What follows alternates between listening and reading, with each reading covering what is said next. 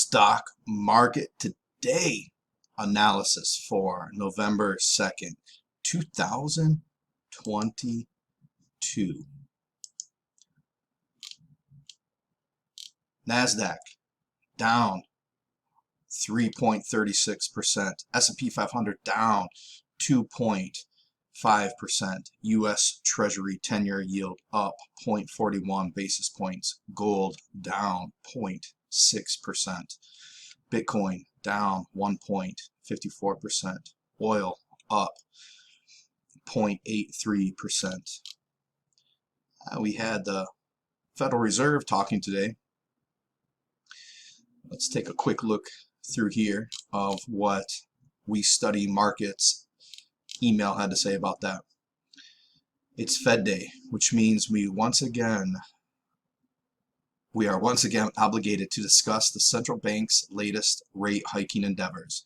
It was a bumpy day as investors eagerly awaited Fed Chairman Jerome Powell's sentiment for indicators of what may happen in the future, since plans for today's 0.75% hike were well known in advance. While the Fed's statement appeared to caution against being too aggressive in raising rates and sent stocks up, Powell's follow-up press conference was more mixed and didn't sit well. Pukey face. He emphasized that it is far too soon to consider pausing rate hikes altogether, as markets so desperately want, and even suggests that rates may go higher than is currently expected by most investors. A little more on that. Fed delivers fourth 75 basis point rate hike. Explained. Federal Reserve officials indicate their aggressive campaign to curb inflation could be entering its terminal phase, even as they delivered their fourth straight 75 basis point interest rate increase.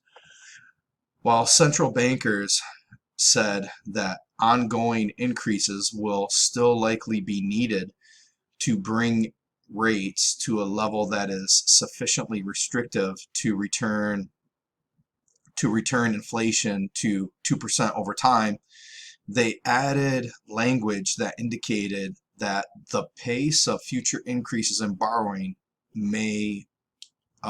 costs may slow. According to We Study Markets, why it matters. The policy decision set the target federal funds rate between 3.75% and 4%, the highest since early 2008.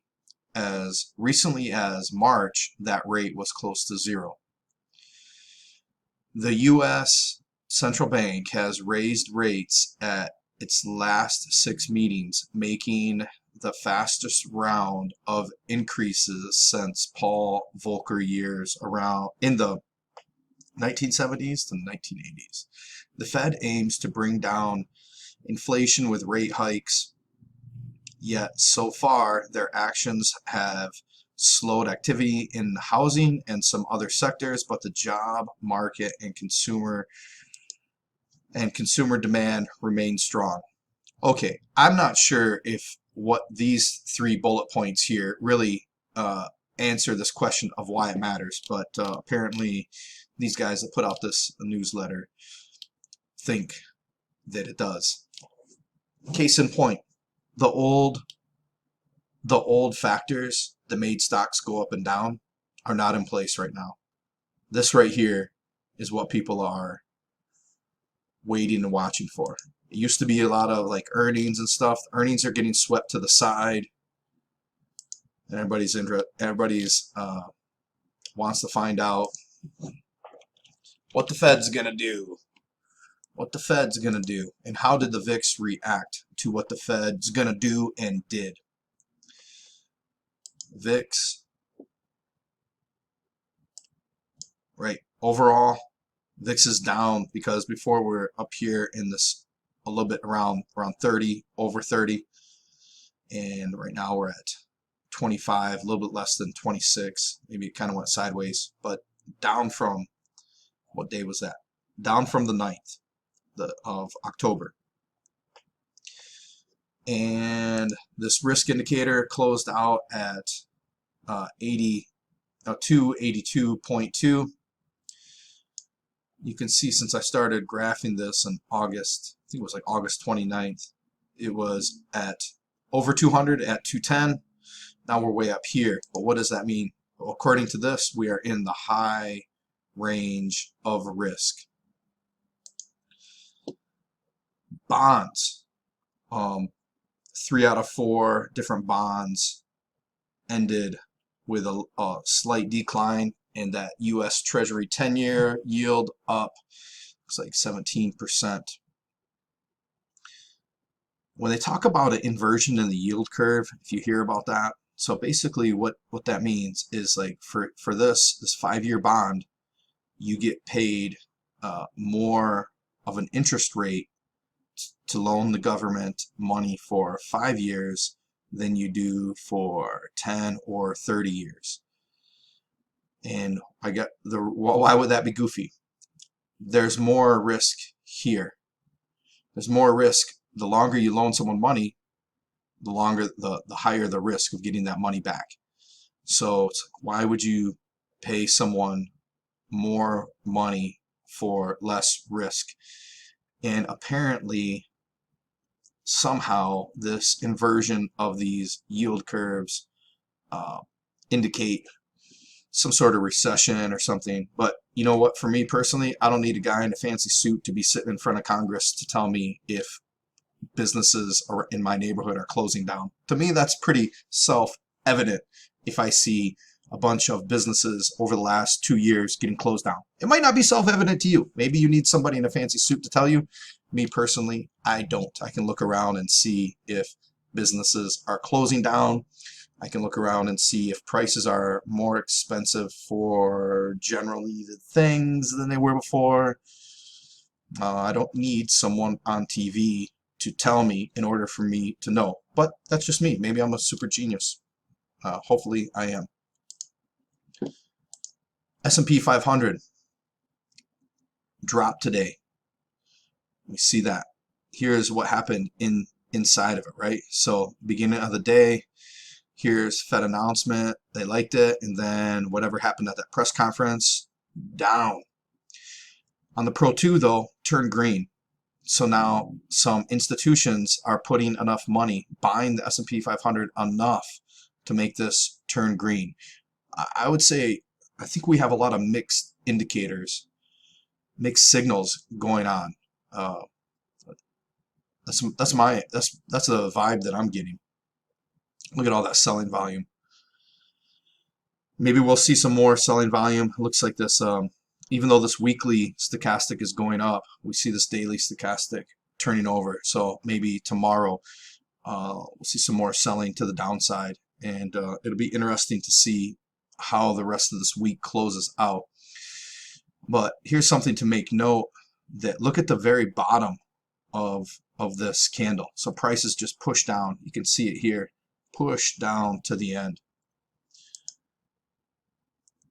Technology sector, same thing. Prices push down to the end, peaked up here. Same. It's going to be probably pretty similar for most of these stocks. Stock market opens, waiting to see what the Federal Reserve Chairman, mover of the markets, is going to say. They liked it at first and then sold off. Not green over here. Healthcare sector sold off today with push down to that very end. Prices pushing down to the bottom. Now we're going to go back and potentially be testing this 200-day moving average, but still it's on the opposite side of that 200-day. Money has been flowing into that. Boom, big increase in selling. And this is exactly what I'm talking about. These old factors of earnings and opening stores and stuff, that's not really moving the market anymore. What's moving the market is hey, where'd you go? Is what this guy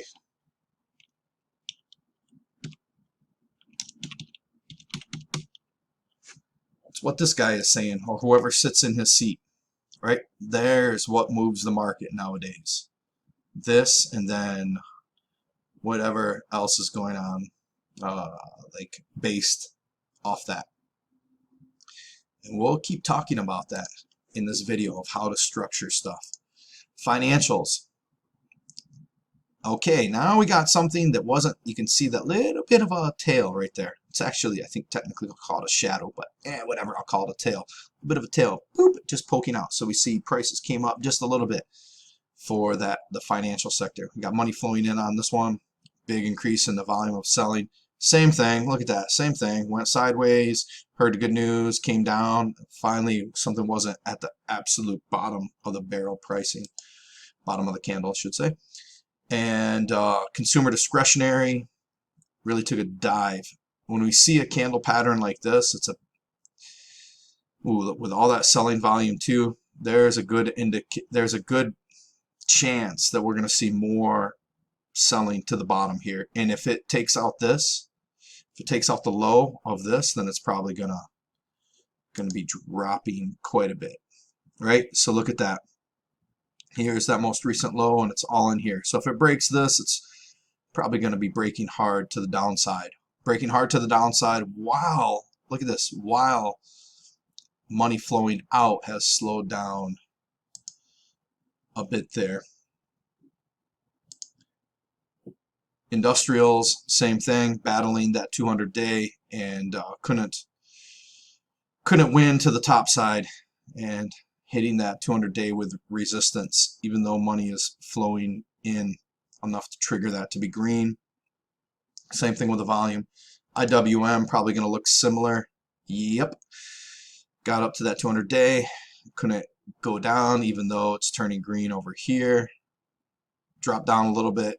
There's a little more action, but same thing. Selling off, right? That news is just moving these markets, and it's not grandpa's stock market anymore. Depending on how old your grandpa is, maybe your grandpa has experienced this his whole life. But okay, so Qs, same thing, drop down, prices pushing all the way down the bottom, exactly the same, went sideways until your Uncle Jerome starts talking, your Grandpa Jerome starts talking, went up a little bit, boom, just sold off. Some high pressure. Dollar going up. Dollar really pushed up. Look at that. So now the dollar bouncing off that 50-day moving average and battling that 25-day. See if it's going to break through that 25-day. There'd be a good chance prices pushed all the way up to the top. Maybe just a tad bit, not to the, oh, is it all the way to the top? Nope, pulled back just a little bit. Again, that 25 days giving it some resistance. But based on this volume, if we get another day with volume like that and this prices pressing up, it'll probably break through that. Let's take a look at bonds. Money is slowing down, exiting the bonds. Not enough to turn green. And we're still below these 3 moving averages. Even though it rallied up, kind of taking a decline down. Look at that overall. Like we're having a. I was thinking that we were gonna potentially break out of this, or at least test it a little more. We didn't even get to the top of that. I was thinking maybe it's gonna grind sideways out, but no, that's we'll see how this week ends. But I think the word might be precarious. Maybe we're in a precarious position here in the stock market. Is this going to be forming a W here? Well, right. Is it going to shoot up over here? I don't know. Like when you see these, there's no real. It's no. Oh, that's not looking like a shoot up, right? Yeah. How about oil? Oil's battling this 200-day moving average. It's losing the battle. The 200-day moving average, keeping it suppressed, is winning. And closing right around 89 89.38 at the moment. How about GOLD? Woo, look at that stringy looking thing, spindly looking stringy thing down here at the bottom of this, testing this support area here, and we kind of had a W thing going on, but it's not working out. It's like it's just kind of following these moving averages down. Personally, I hope it's going to follow these moving averages down to, come on, how about $800 gold? Come on, give me a chance to buy some gold at 300 bucks. Jeez, oh Pete's. How about Bitcoin? Okay, hey, Bitcoin is still above 20,000. So that's great. If you're a bull, that is great. It's slowly floating down to test that 23,000, but if it keeps closing above that 23, if it's 20,000, if it's staying on the upper side of that 20,000, then that's great for the bulls. You know, it's still above 50 and 20-day moving average, and so, hey, bears, like if you don't see it breaking below this 20,000, if you see it maintaining above that 20,000, you might want to reconsider your sentiment. Right now, though, yeah, it's above that 20,000. So, what, you know, with all this kind of mixed things going on, I don't really know if it's actually mixed. Like we're still in this downward trend. We haven't broke out of this downward trend.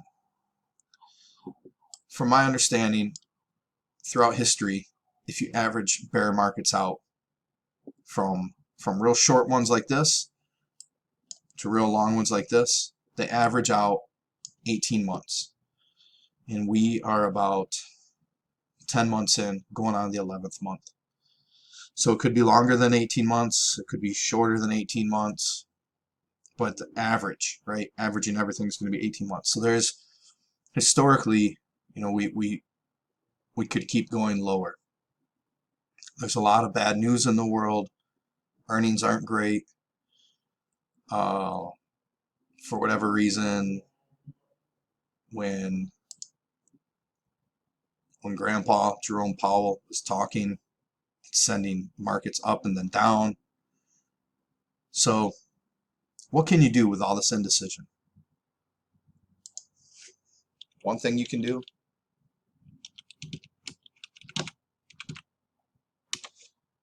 is paper trade. All right, find yourself trading simulator. You can use Thinkorswim, you can use Webull, but paper trade. Don't risk real money at first. Get an idea of what you're doing. It's going to be really helpful. Someone's probably going to tell you, oh, paper trading, you know, there's no point in doing that. It doesn't give you the real emotion. Don't believe that BS. It's true, it's not going to give you the real emotion. Don't believe the BS, though, and think that you need to risk your real money. That has as much wisdom as someone that tells you, hey, if you want to learn to be a professional boxer, the way that you do it, your very first day of training, is you go get in a fight with a professional boxer. Because you need to deal with the real emotion right from the beginning. No, you wouldn't do that, would you? Why wouldn't you do that? Probably because you're going to get knocked unconscious. You might get a broken nose. There's a lot of bad things that can happen, right? So what you're going to do is you're going to start out punching a bag. Make sure you got good form, and then you from there maybe move up to punching the mitts, and then from there maybe you move up to sparring, and then from there sooner or later maybe you have an amateur fight or something like that. So that's what you're going to do. So start paper trading. Learn how to do this in the paper trade. Learn how to sell cash secured put options on a stock that you wouldn't mind owning the rest of your life if you had to. Go to ifsuccess.com, download this, watch the link to the video at 1 minute. At 1 minute in this video, there was a link to a different video. Watch that video. It that in combination with this will help you figure out how to select some stocks to start practicing selling cash secured put options on. If you get a sign, you can start selling covered call options. I got a whole playlist on that'll help you. Look in the description of this video to get access to that stuff. You guys have a fantastic day.